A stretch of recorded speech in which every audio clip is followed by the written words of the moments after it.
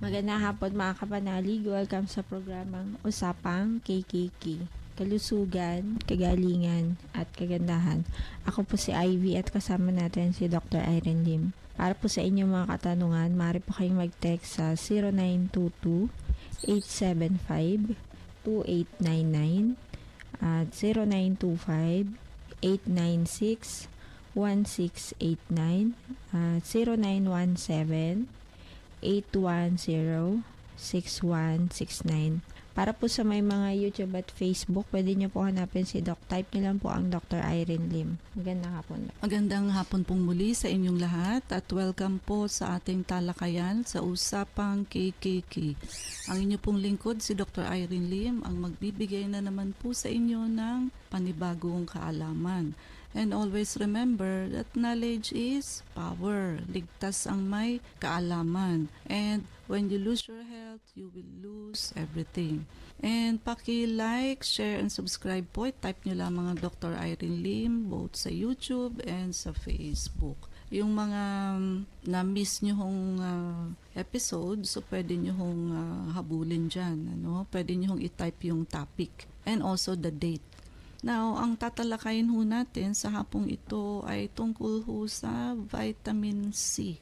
Ang vitamin C ho is probably the best known and most widely used of the vitamins. No? So, yan ho ang siguro kahit bata alam ang vitamin C. Compared to other vitamins like vitamin B, vitamin D, no? So, ano bang klaseng vitamin C? Vitamin C, water-soluble vitamin C, vitamin C, and vitamin B. Yan ho ang parehong water-soluble vitamins. Another is fat-soluble vitamins, which is ADEC, vitamin A, vitamin D, vitamin E, and vitamin K for clotting. Ang vitamin C ho and vitamin B, hindi ho masyadong dangerous kapag overdose kasi ho mabilis siyang lumabas sa ihi. Unlike ADEC or fat-soluble vitamins, sa feces ho lumalabas kaya medyo mas toxic ho ang side effect. Paano mo malalaman kung overdose ka sa vitamin C? Magdadiarrhea ka po. For example, you are taking 1,500 milligrams of sodium ascorbate. Nagdiarrhea ka. So, gawin mo, bawasan mo ng isang capsule. Doon ka lang sa 1,000 milligrams. Ibig sabihin, yun ang tamang dosage for you to maintain every day. Kasi kada tao, iba-iba ho ang deficiency natin sa vitamin C. So, meron hong severe, merong konti lang. No? Kailangan hong malaman ninyo na ang vitamin C is not being produced inside our body. Kailangan hong kuhanin natin ng vitamin C through intake, whether it is through whole food, pagkain, or supplementation. No? Siyempre mas maganda kung whole food. But kung sa tingin ninyo, mahina kayong kumain ng gulay at prutas at sa tingin ninyo kulang kayo sa vitamin C, pwede hong mag-supplement. But regarding supplementation of vitamin C, dalawang klase ho kasi yan. Ascorbic acid, which is the acidic form, and sodium ascorbate, which is the alkaline form. Mas maganda hong gamitin yung sodium ascorbate, because alkaline form siya. So, hindi ho siya nagkukos ng gastric irritation sa stomach. Hindi ho siya nakaka-form ng kidney stone. While ang ascorbic acid ho, yung mga kakilala nyo na ang tagal-tagal na naka-ascorbic acid na vitamin C, probably by now, may kidney stone na yung mga yan. Why? Kadalasan po ng vitamin C na ascorbic acid is in the form of a tablet. And may binder ho ang tablet. So yung binder ho noon, yun ang magkokos ng kidney stone. Actually, sa ascorbic acid, yung isang 500 mg tablet is already a mega dose because ang recommended daily allowance po ng vitamin C is just 60 milligrams lang po. Why is it important for us to have an adequate vitamin C inside the body? Of course, aside from being an antioxidant, no? Although marami pa hong ibang antioxidant, vitamin A and others, vitamin E also.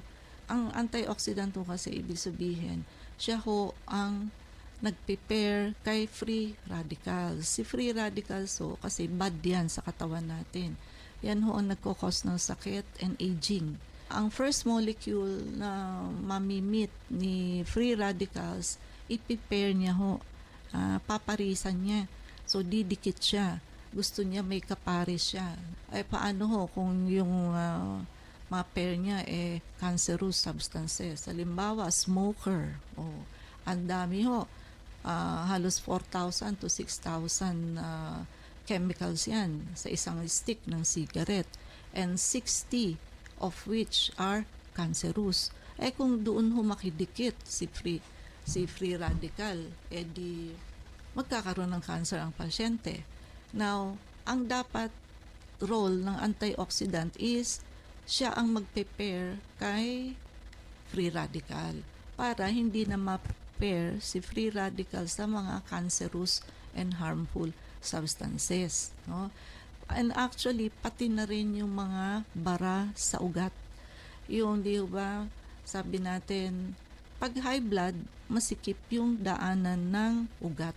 Kumbaga sa tubo, marami ho siyang rust or kalawang. Kaya lumiliit ho yung daanan ng tubig kasi makapal na yung kalawang. Okay? So same thing with our blood. Pag bata ka pa, maluwag pa yan. Pagka ho nag-edad na, kumakapal yung atherosclerosis, yun ho ang nagbi-build up sa gilid na parang kalawang. So pakapal ho ng pakapal yan hanggang sa bumara na ho, wala nang madaanan yung dugo natin. Pagka ho high blood, ibig sabihin masikip. Kung may diabetes pa ho ang pasyente, yung dugo naman ho malapot because of the sugar. Masikip na nga, sticky pa ho yung blood, ano na lang ho ang mangyayari? Very prone hong magbara.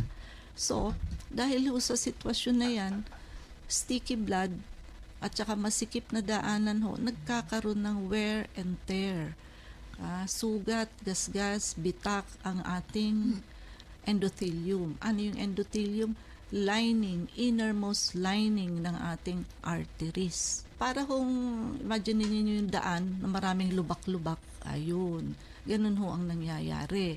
Ang dapat hong gagamiting aspalto dyan, pantakip sa mga lubak na yan is what?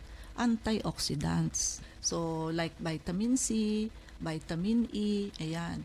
Kaso ho, pag kulang, lalo na ho ang vitamin C, hindi pala pinoproduce ng ating katawan. Kailangan kuhanin natin sa pagkain. Kung kaunti lang ho ang kain ng prutas at gulay, at puro karne, no? Wala hong vitamins ang karne, protein lang ho ang karne. Inadequate, no? Ang antioxidant. So, si cholesterol patch po ang kakabit dyan. So, which is not good because dadagdag ho siya sa kapal ng kalawang.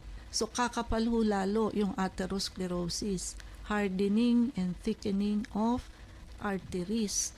No? So, kaya ho ayaw natin na umeksena si cholesterol patch. No? Kasi ho kakapal yung bara ng tao. Ang vitamin C ho, nakakapagpatibay ng ating ugat na hindi ho siya madaling malubak, mabutas, mag-wear and tear. Kasi ho, nagbabind si vitamin C with collagen para ho mas matibay yung collagen synthesis na nagagawa ng ating katawan. So, kaya ho sa clinic, meron tayong high-dose vitamin C. Yan ho ay nakalagay sa swero, ididrip ho kayo niyan para ho pampatibay ng endothelium ninyo sa arteries. So, hindi na siya madaling magasgas, magbitak, mabutas. Plus, lalagyan ho natin ng amino acid Ang gusto ho natin doon regarding bara is the lysine, because lysine will patch.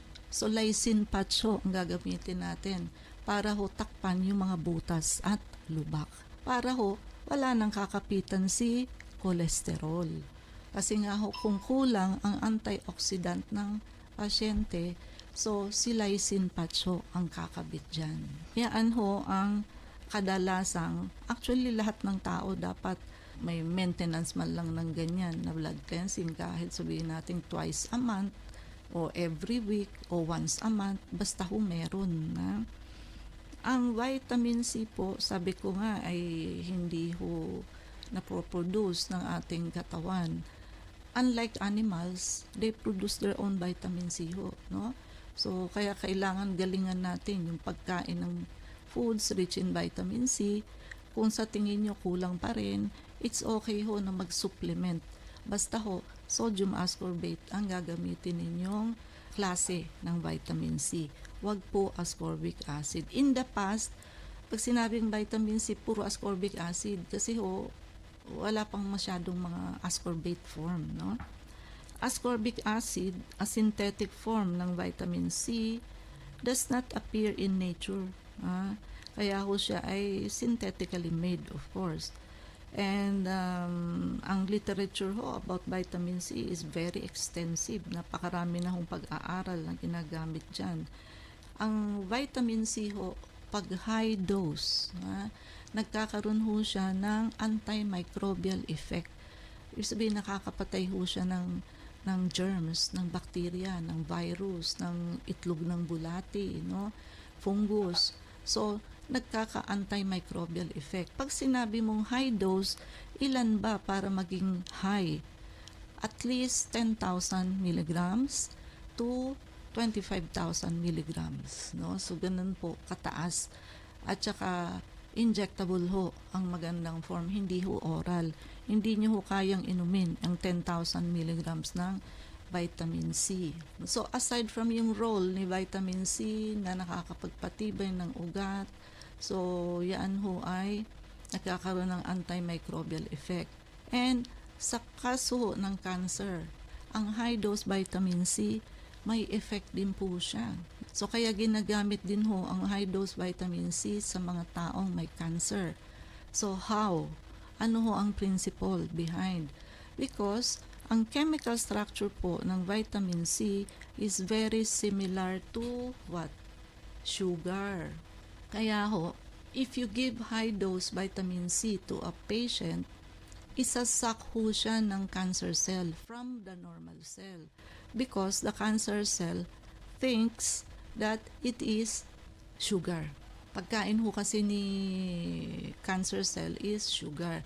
Very similar nga ho. So, akala niya si vitamin C is sugar. Ano ho ang purpose natin? Ang purpose natin, talagang pakainin si cancer cell ng vitamin C para ho mag-ano siya. Para hong lobo, i-inflate mo siya ng i-inflate hanggang sa pag nasobrahan, di ho ba puputok. Kailangan ma-blast natin siya. Kaya, pag may cancer ho, be careful with low-dose vitamin C. So, ibig sabihin yung mga oral na 500 milligrams, kasi ho, kakainin siya ng cancer cell, kailangan ho high dose para ma-blast mo siya. Kasi kung hindi mo siya mabablast o mapuputok, pinakain mo lang ho siya. So, pinataba nyo lang siya, finid nyo lang siya. Kailangan, pag nag-vitamin C, ang cancer patient, it should be high dose. And it should be an injectable one. So, ganun ho ang role ng high-dose vitamin C sa may cancer. So, kaya ho, ang dami-dami hong function na pwedeng gawin sa katawan natin yan.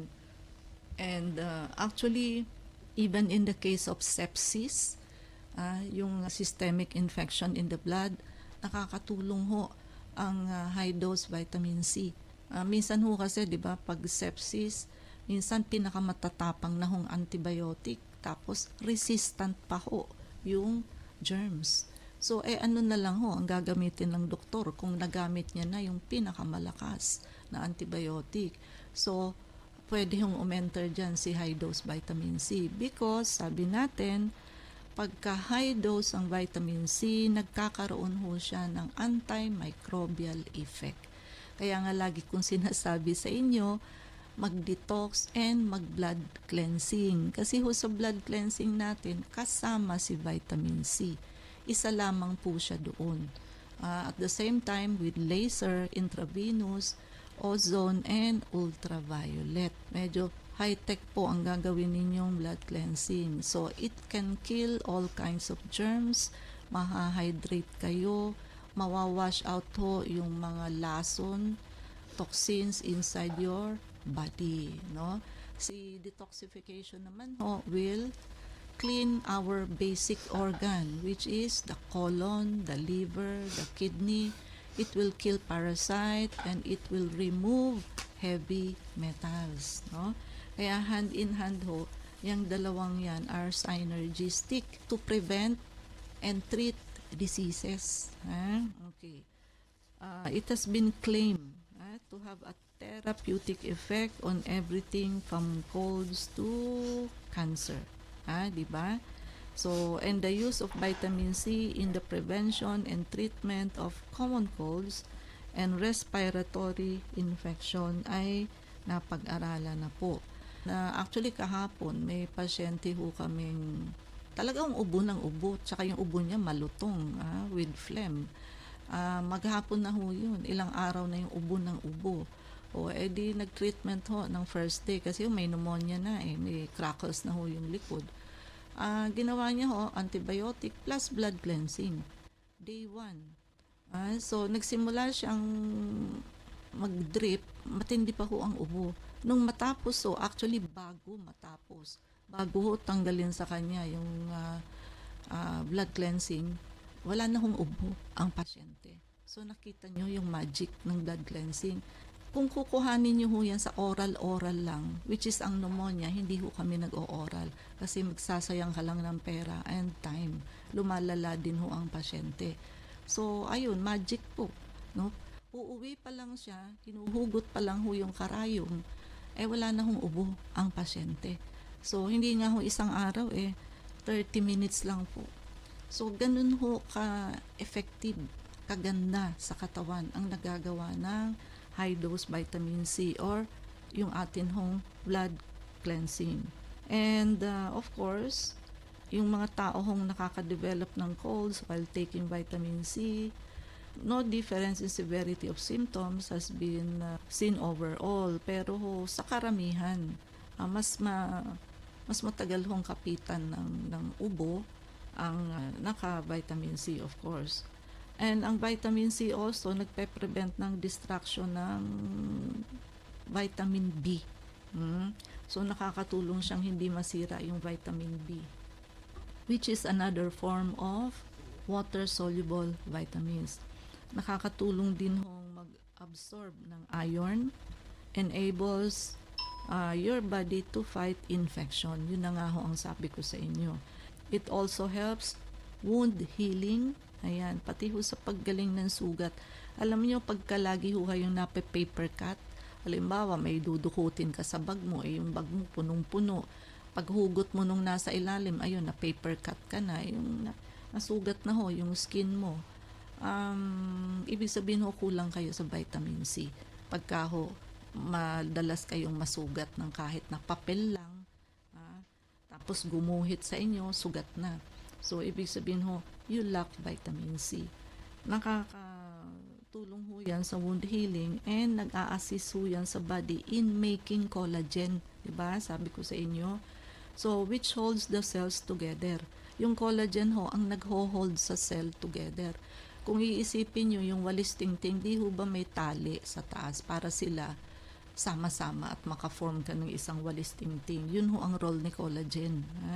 So, bind the cells together and it may also reduce cholesterol and help prevent cancer.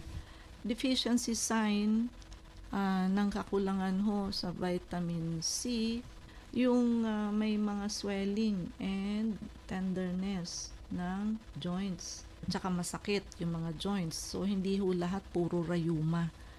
Minsan ho, pwedeng kakulangan sa vitamin C. And Yung mga appearance of nodules on the rib cage, dito sa may ribs natin, sa junction ho ng sternum, dito sa gitna. May buto tayo dyan, we call it breastbone or sternum. Parang may mga bukol-bukol, kulang ho yan sa vitamin C. Yung madali hong mag-bleed ang gums or madali hong mag-loosen, lumuwag yung mga ipin. Kulang din ho yan sa vitamin C. Yung mga slow healing wound, matagal ho maghilom na sugat. Yung inability to metabolize amino acid. Yung protein ho ba, hindi nyo natutunaw. Kulang din ho yan sa vitamin C. And a daily supply of vitamin C is recommended, of course, no? And you can get vitamin C from, citrus fruits and oranges. Yung juices po nila. By the way, yung ng mga citrus, dalandan, yung puti-puti ho, pag tinanggal ninyo yung balat, wag nyo hong tanggalin yun, masustansya po yun. Kainin nyo yung puti-puti hong yun sa oranges and dalandan. Other good sources of vitamin C, strawberries, broccoli, green pepper, asparagus, cauliflower, and tomatoes. Kaya lang ho, tatanggalin natin si tomato and pepper because nightshade plants po yan. Di ba? Ano ba yung nightshade plants na apat? Tomato, potato, eggplant, and bell pepper. So, may solanine content ho yan. Very inflammatory. And it will take 6 months bago nyo ho yan mailabas inside the body. So, Ivy? Pardon po sa mga nais magtanong, mag-text po kayo sa 0922-875-2899. Gusto ko sanang magtanong, ano po ang bawal kainin na prutas na may bato sa kidney? At ano po ang pwedeng kainin na gulay? Actually, meron ho kasing taong talagang stone former.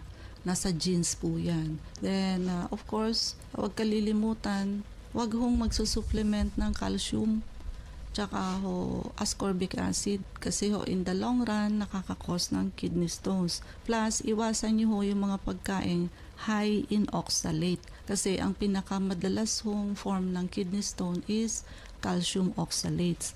So ano po ba ang mga pagkain mataas ang oxalates? Potatoes, legume and beans, seeds and nuts, wheat bran, yung mga tofu, basta ho soy, raspberries, spinach. Okay ho sana ang spinach kaso mataas sa oxalate. Beets, of course chocolates and cocoa.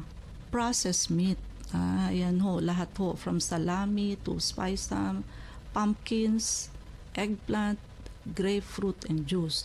So, alin naman ho yung mga low oxalate food. Ibig sabihin, okay kainin.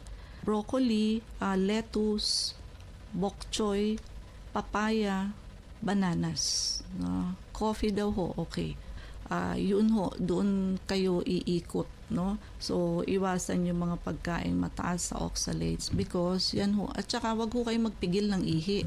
Naiipon ho yung ihi, yung sediments ng urine, magkikrystallize ho yun. Magfo-form ho yun ng kidney stone. No? So, ang tayong oras, mangyari po lamang na kayo magpalista kung kayo magpapacheck up. So, Unit 1101, Clinica Medica 101, Centuria Medical Makati, Salamanca Street, corner Kalayaan Avenue, Makati City. So ang landmark ho natin is along Makati Avenue, yung corner General Luna Street. And open ho kami even Saturday and Sunday and even holidays. Kailangan lamang ho magpalista kayo ahead. Ay ba mga numero? Pwede po kayong tumawag sa 546-9412. 0922-875-2899. Pwede rin po kayong mag-text sa 0925-896-1689 at 0917-810-6169. Prevention is better than cure and health is the best investment. Regaluhan niyo po ang inyong sarili ng pagpapacheck up para ma-auscultate namin ng lungs ninyo, maagapan ho kung kayo ay may asymptomatic or walking pneumonia. So, always remember, lahat po tayo nagdaan sa 2 taong pandemic. And sabayan nyo na rin ho ng pagpapa-vector scan, detoxification and blood cleansing program. Kasi yan ho 2 procedure na yan ang mag-a-address sa root cause ng halos lahat ng sakit. And para naman ho doon sa wala namang karamdaman, gusto lamang ho magpaputi at magpaganda at magpalakas, meron ho tayong beauty drip. And paki-like, share, and subscribe po. I-type nyo lamang ang Dr. Irene Lim both sa YouTube and sa Facebook. Ivy? Please like us on Facebook. Ang account po natin ay Klinika Medica 101. Maraming salamat mga kapanalig sa pakikinig sa amin sa hapong ito. Abangan niyo po muli kami bukas alas 4 hanggang alas 4:30 ng hapon sa programang Usapang KKK. Kasama natin si Dr. Irene Lim. Ako po si Ivy at sumayin niyo ang katotohanan. Salamat.